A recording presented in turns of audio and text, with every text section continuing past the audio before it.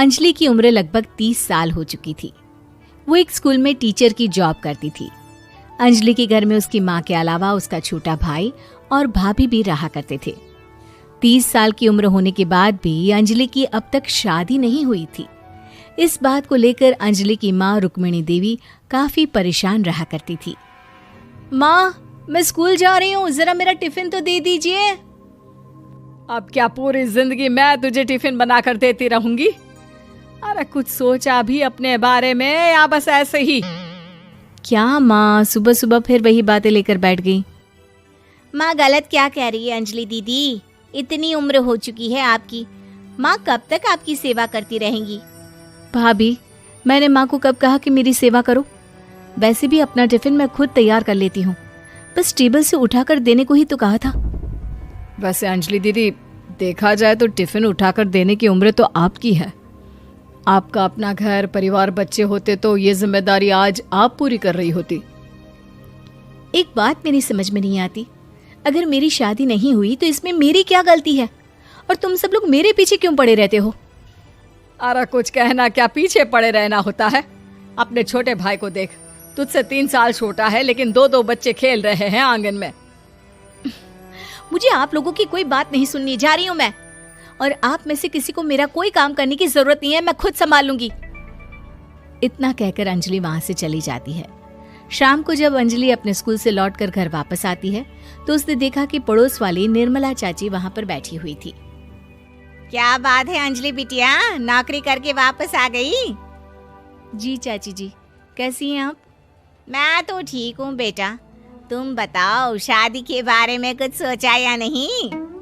अरे रहने दीजिए ना, इससे तो शादी की बात करना ही बेकार है। कुछ भी कहो तो गुस्सा करती है, बात बात पर आंखें दिखाती है। माँ, आप ऐसा क्यों कह रही है? मैंने कब आप पर गुस्सा किया? अरे अंजलि बेटा, तुम्हारी माँ ठीक ही तो कहती है। 30 की होने आई हो, अब तुम्हें भी शादी वादी कर लेनी चाहिए। चाची जी, आप तो ऐसे कह रही हैं जैसे शादी करने से मैंने मना किया हो। रहने दीजिए निर्मला चाची, हमारी अंजलि दीदी को अभी तक उनकी पसंद का दूल्हा नहीं मिला ना, इसीलिए वो शादी नहीं कर रही। भाभी, ऐसी कोई बात नहीं है।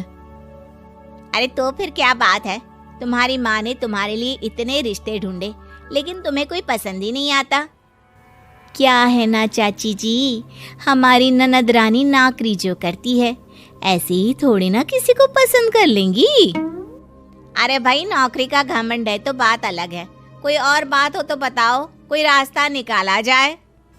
नहीं चाची जी, कोई बात नहीं है, बस मुझे अभी तक अपनी पसंद का कोई मिला नहीं है।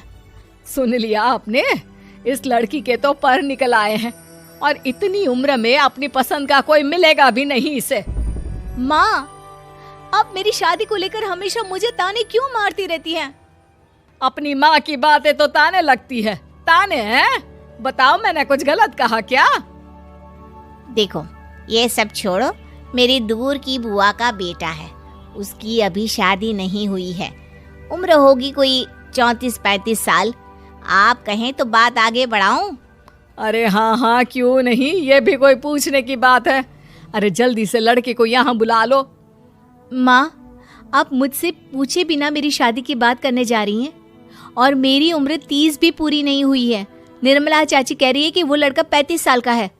अंजलि दीदी, आपको क्या लगता है इस उम्र में कोई फिल्म का हीरो आएगा आपके लिए? देखिए, अब पसंद और नापसंद की बात तो रहने दीजिए, पसंद करने की उम्र तो आपकी निकल चुकी। अब तो जो भी मिले उसी से शादी कर लीजिए, इसी में भलाई है।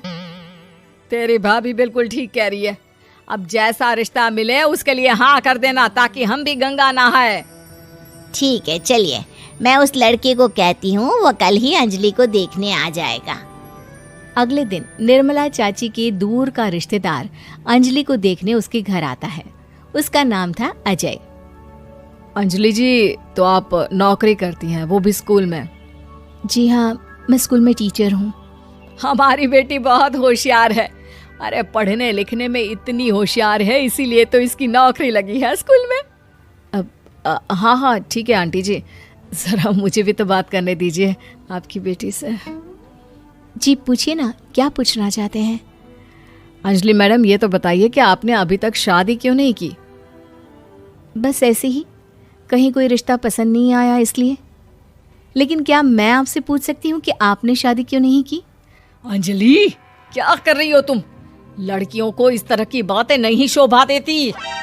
रहने दीजिए आंटी जी, आपकी बेटी काफ़ी पढ़ी लिखी है, मैं उनके सवाल का जवाब दे ही देता हूँ।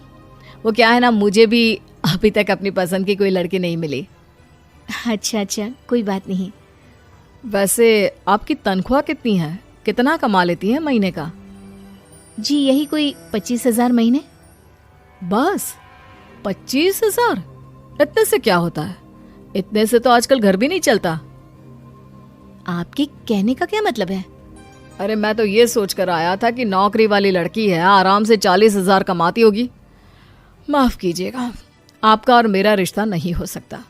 जी कोई बात नहीं, मुझे भी आपके साथ शादी करने में कोई इंटरेस्ट नहीं है। अंजलि, किस तरह की बात कर रही हो? घर आए रिश्ते को ठुकरा रही हो तुम। दीदी, अब इस उम्र में आपको इतनी अकड़ नहीं दिखानी चाहिए। अच्छा खासा रिश्ता हाथ से निकल गया, कहीं ऐसा ना हो कि जिंदगी भर कुंवारी ही रह जाओ आप। कुछ दिन और ऐसे ही निकल जाते हैं और अंजलि की शादी कभी नहीं होती। अंजलि के परिवार वाले बिंदास उसे ताने मारते रहते हैं, लेकिन अंजलि एक बड़ी नौकरी की तैयारी करती है और उसमें सिलेक्ट होने के बाद अंजलि को एक बहुत बड़ी नौकरी मिल जाती है। अब तो दीदी के नखरे और भी ज्यादा बढ़ जाएंगे भाई, अब तो इतनी बड़ी नौकरी जो लगी है, अब इनकी शादी होने से रही। माँ, मुझे नौकरी के लिए दूसरे शहर जाना पड़ेगा। आप जानती हैं ये बहुत बड़ी जॉब है और इसमें पैसे भी बहुत ज्यादा मिलेंगे। अच्छा, कितने पैसे मिलेंगे बेटा? माँ, मुझे हर महीने 90,000 सैलरी मिलेगी। क्या? अरे वाह वाह, ये तो बहुत अच्छी बात है। लेकिन फायदा क्या? कितने भी पैसे मिले, शादी तो हुई नहीं ना तुम्हारी। अंजलि नौकरी करने के लिए दूसरे शहर में चली जाती है और जब कुछ महीनों के बाद वो वापस घर आती है तो उसे अपने पति के साथ देखकर उसके घर वाले हैरान रह जाते हैं। अरे अंजलि, तूने शादी कर ली और हमें बताया तक नहीं। और दामाद जी करते क्या हैं? इतनी बड़ी कार है उनकी। माँ, मैं आपको सब कुछ बताना चाहती थी, लेकिन आप सबकी ताने सुनकर बहुत दुखी हो गई थी और इसलिए मैंने अपनी पसंद से शादी कर ली। मेरे पति मेरे साथ ही ऑफिस में नौकरी करते हैं और बहुत बड़े अफसर हैं। और एक बात बताऊं माँ, आज मैं